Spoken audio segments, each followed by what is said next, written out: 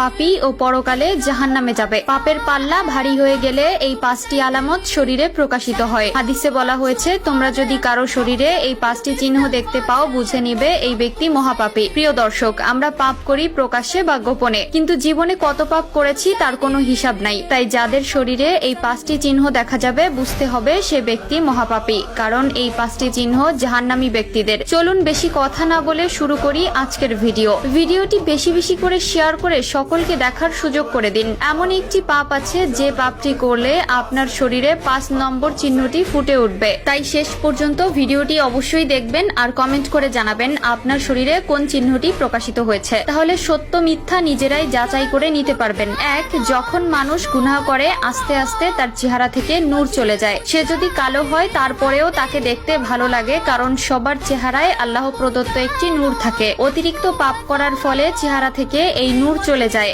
2. যে ব্যক্তি বেশি পাপ করে তার অন্তর কালো হয়ে যায়, তার কিছু ভালো লাগে না, সব সময় হতাশার মধ্যে থাকে। নামাজ রোজার প্রতি মন উঠে যায়, বলতে গেলে তার অন্তরের থেকে শান্তি নষ্ট হয়ে যায়। 3. তার ভেতর থেকে মায়া দয়া উঠে যায়, কলিজা পাথর হয়ে যায়। উদাহরণস্বরূপ, মোনাজাত করলে চোখে পানি আসে না, আল্লাহর ভয়ে অন্তর কাঁপে না, কারো মৃত্যুতে তেমন কোনো কষ্ট হয় না, আল্লাহর রহমত তার উপর থেকে উঠে যায়। 4. হঠাৎ করে দারিদ্রতায় ভোগে, যেদিকেই তাকায় হতাশা তাকে ঘিরে ধরে, নিজের প্রতি কোনো শান্তি পায় না, পূর্ণতার আশায় কোথাও গেলে অপূর্ণতাই তার সাথী হয়, রিজিকের চিন্তায় দিনরাত মগ্ন থাকে। তাহলে বুঝতে হবে এই মানুষগুলো অনেক পাপ করেছে, কারণ রিজিকের মালিক হলো আল্লাহ। তিনি জন্ম থেকে মৃত্যু পর্যন্ত রিজিক বরাদ্দ করে রেখেছে, কিন্তু অতিরিক্ত পাপের কারণে তার রিজিক সংকট দেখা দেয়। তার অন্তর থেকে ইসলামের ইলম উঠে যায়, মনের প্রশান্তি নষ্ট হয়ে যায়, যেদিকে হাত দেয় শুধু পিছুটান লেগেই থাকে, কোনো কাজেই সফলতা পায় না। তখন বুঝতে হবে আল্লাহ তার উপর